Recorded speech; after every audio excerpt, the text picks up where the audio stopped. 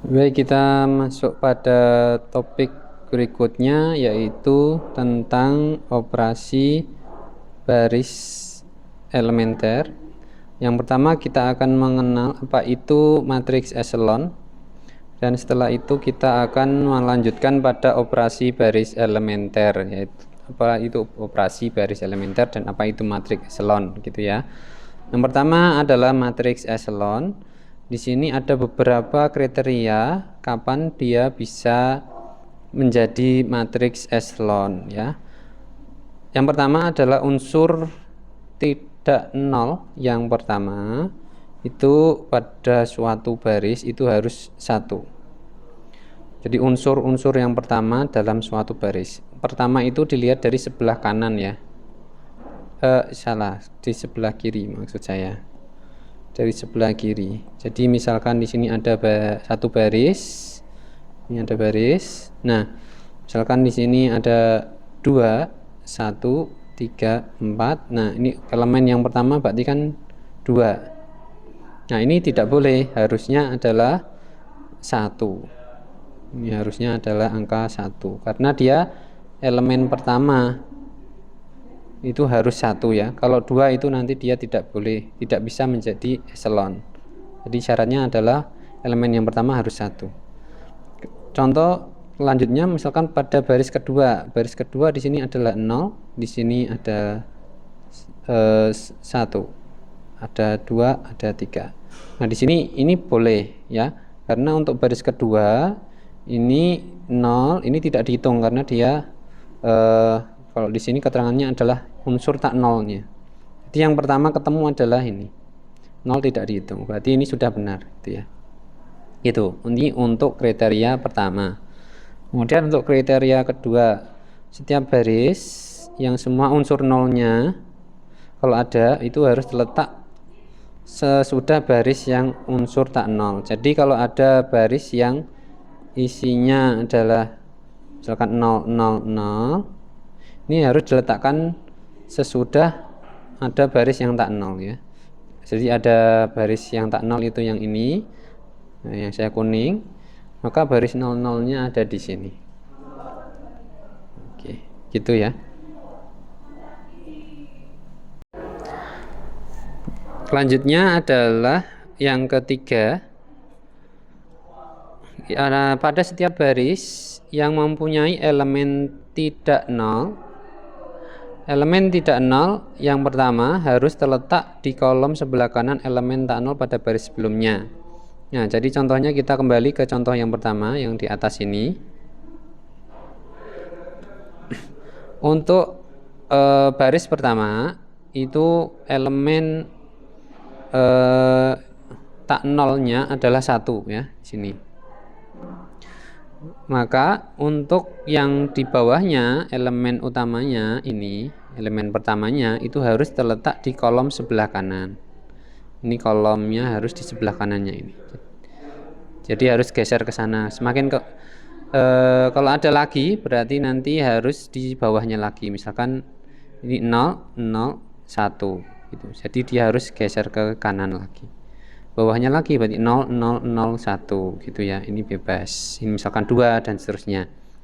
Jadi harus di kolom sebelah ini kolom, ini geser lagi kolomnya, geser lagi kolomnya. Itu, ya.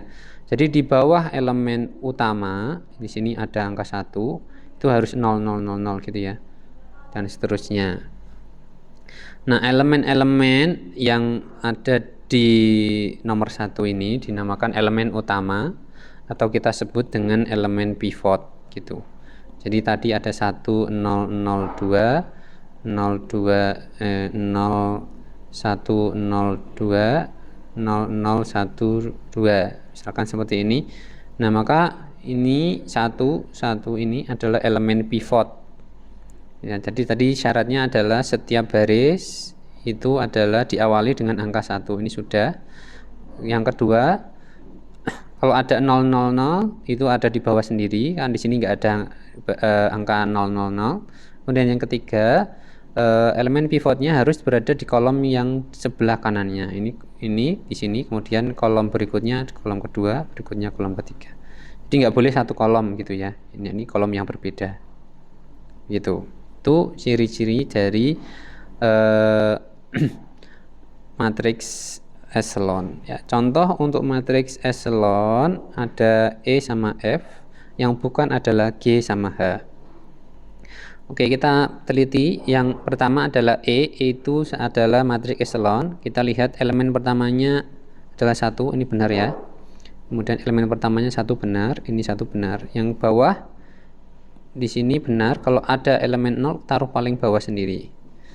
Kemudian apakah dia satu kolom atau tidak? Ya, ini kolom yang berbeda ya. Ini saya kuning ternyata beda kolom. Jadi sebelah kanan benar. Jadi dia echelon.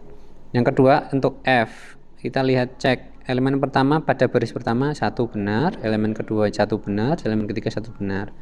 Tidak ada baris 0. Kemudian yang ketiga kita cek adalah dia sekolom atau tidak. Oh tidak, ternyata dia kolomnya geser ke kanan, berarti benar gitu ya. Yang G, kenapa tidak? Yang pertama kita cek baris pertama ternyata -1, harusnya berapa? Harusnya adalah 1, berarti dia bukan. Kemudian yang H baris pertama angka pertama 2, berarti bukan, harusnya adalah 1 gitu ya. Jadi seperti itu untuk matriks echelon. Saya kira ini cukup mudah ya untuk menentukan mana echelon dan mana yang bukan. Kemudian satu tingkat di atas echelon ada namanya matriks echelon baris tereduksi. Jadi ada tambahan tereduksi, kita singkat dengan EBT, echelon baris tereduksi. Jadi tambahannya adalah dia yang pertama harus echelon dulu, kemudian ada tambahannya yaitu satu-satunya unsur tak nol pada kolom di mana pivot itu berada. Jadi misalkan di sini ada 1024, di sini ada 012, yang ini saya ganti ya, ini saya ganti 2, kemudian ini 001. Nah, yang pertama dia harus echelon dulu ya. Ini tadi sudah echelon, kemudian kita lihat pivotnya itu ini sama ini. Nah, untuk elemen kedua ini harus elemen pivot itu merupakan satu-satunya unsur tak nol pada kolom di mana pivot itu berada. Jadi di sini ada 1, yang lain 0 ya. Selain 1 ini harus 0. Ini ada 1. Jadi yang lain harus 0. Nah, di sini ada kasus ada 2 ini. Ya, ini yang bukan, yang menjadikan dia tidak tereduksi. Jadi harus diganti dengan siapa? Nah, ini biar jadi tereduksi harus kita nolkan. Gitu. Kemudian ini juga yang lain ini juga sama. Untuk di atasnya 1 yang ini juga harus dinolkan. Ini juga harus dinolkan. Gitu ya. Jadi angka-angka di atas atau di bawahnya itu harus 0 semua. Di atas pivot. Ini di atas pivotnya harus harus 0, di bawahnya ini udah 0 semua, ini juga di atas pivotnya harus 0 semua gitu ya. Kita kasih contoh lagi. Untuk yang pertama ini A dan B adalah echelon baris tereduksi. Kita cek ini pivotnya, kita lingkari dulu. Selain pivot pada satu kolom itu harus 0 semua ya, ini sudah benar. Kemudian pada baris kedua pivotnya 1, kemudian ini 0, ini 0, sudah benar. Kemudian yang baris ketiga pivotnya 1 yang ini atasnya 0, atasnya 0. Benar ya? Itu. Kemudian yang B gimana kok dia tereduksi? Oke. Pivotnya kita lingkari. Baris pertama ada pivot, bawahnya 0, 0. Ini benar. Kemudian baris kedua ada 1 pivotnya di sini, atasnya benar, bawahnya benar. Kemudian baris ketiga ini tidak ada pivotnya ya, sehingga karena dia tidak ada pivot, maka dalam hal ini 3 sama 7-nya itu tidak harus 0 ya, sehingga di sini boleh 3 sama 7 itu ya. Jadi tidak apa-apa, yang penting kan di sini nggak ada pivotnya. Di sini nggak ada pivotnya ya, sehingga di atasnya bebas, angkanya tidak harus 0. Nah, untuk yang C itu bukan EBT. Kenapa? Kita lihat yang kita lingkari ini 1 bawahnya 0, benar ya, ini benar. Yang kemudian untuk berikutnya adalah baris kedua yang kita lingkari itu yang pivot. Kemudian di atasnya pivot ini ada angka 1. Nah, 1 ini yang menjadikan dia tidak tereduksi ya. Ini harusnya apa? Harusnya 0 ya, biar dia menjadi pivot gitu ya. Oke. Gitu, kemudian kita masuk pada operasinya. Operasi baris elementer itu fungsinya apa sih? Prinsipnya operasi baris elementer adalah melakukan manipulasi ya, manipulasi pada anggota-anggota suatu matriks yang dinamakan operasi baris elementer. Jadi kita basisnya adalah baris.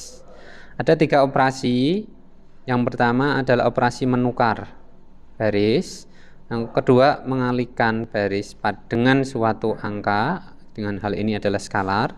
Kemudian yang ketiga adalah menambahkan baris dengan baris yang lain. Gitu. Mengalihkan baris dengan angka baru ditambahkan dengan baris yang lain. Gitu ya. Jadi ada tiga konsep itu. Tukar baris dikalikan, mau diperbesar dikalikan dengan angka yang lebih besar dari 1, berarti kan memperbesar atau mengecilkan angka-angka di baris itu boleh. Kemudian untuk yang ketiga ini menambahkan atau mengurangi baris. Prinsip ini dijiwai oleh prinsip eliminasi yang ada di sistem persamaan linear ya. Di SPLDV atau SPLTV itu eliminasi, prinsipnya kan pada suatu baris, misalkan di sini saya punya 2x plus 4y sama dengan 6, ini kan boleh kita kalikan dengan setengah gitu ya, kali setengah. Nah, ini adalah contoh untuk yang ini, contoh untuk yang tipe 2. Kalikan setengah jadi apa? Berarti menjadi X plus Y 2Y sama dengan 3 gitu. Nah, ini adalah salah satu prinsip yang nomor 2, yaitu dengan mengalihkan baris ini dengan angka setengah sehingga diperoleh ini. Nah, itu adalah salah satu operasi. Nah, ada operasi yang lain yaitu menukar baris dan menambahkan baris dengan baris yang lain gitu. Kita lihat contoh yang pertama, ini adalah operasi OBE pada matriks A. A itu ukurannya 3 kali 4. Kemudian mau dioperasikan yang pertama. Ini apa? Ini operasi tukar. Menukar baris pertama dengan baris ketiga. Jadi baris pertama ini ditukar dengan baris ketiga. Saling ditukar gitu ya. Hingga diperolehlah ini. Baris pertama adalah 1122. Ini kan dari baris ketiga ya. Kemudian baris ketiga ini diperoleh dari baris pertama. Itu ya. Itu namanya menukar. Kemudian yang ini mengalihkan. Dikalikan. Kalikan dengan siapa? Dengan min 3. Ini konstanta min 3. Baris kedua dikalikan dengan min 3.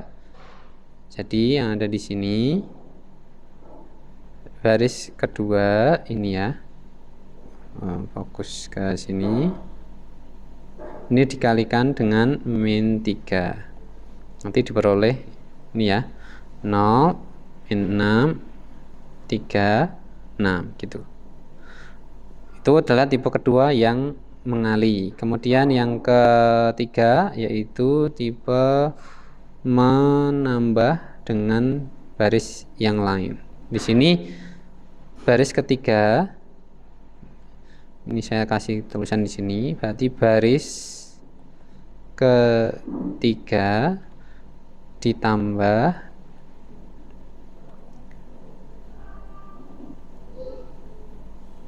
dengan baris kedua dikali min 1.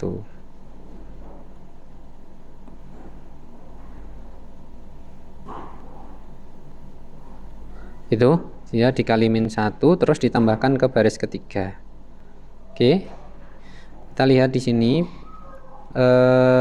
baris kedua dulu dikalikan min 1 hasilnya berapa? Baris kedua dikalikan min 1 diperoleh 0, min 2, min 1, 0, min 2, 1 ya. Terus ini min 2 kali min 1 jadi 2. Jadi tandanya jadi berubah. 0 tetap 0, 2 jadi min 2, min 1 jadi 1, min 2 jadi 2 gitu. Oke. Setelah itu ini kita tambahkan dengan baris ketiga. Jadi baris ketiganya nanti yang berubah. Ini yang berubah adalah baris ketiga. Tambahkan urut aja, 0 tambahkan ke 1 jadi 1, min 2 tambahkan ke 1 jadi min 1, 1 ditambahkan ke 2 jadi 3, 2 ditambahkan ke 2 jadi 4 ya. Min 1, min 1, 3, 4 dimasukkan ke baris ketiga. Nah, jadinya itu ya. Jadi yang depan ini adalah yang mau ditambahkan. Yang berubah adalah baris ketiga. Baris kedua ini cuma digunakan sebagai penambah aja. Ini sebagai penambah, 3 itu sebagai yang mau ditambahkan gitu ya, sehingga dia berubah. Nah, ini tentunya operasi baris itu bisa dilakukan beberapa kali ya, sampai diperoleh matriks lain. Matriks hasil akhir yang mau kita tuju apa?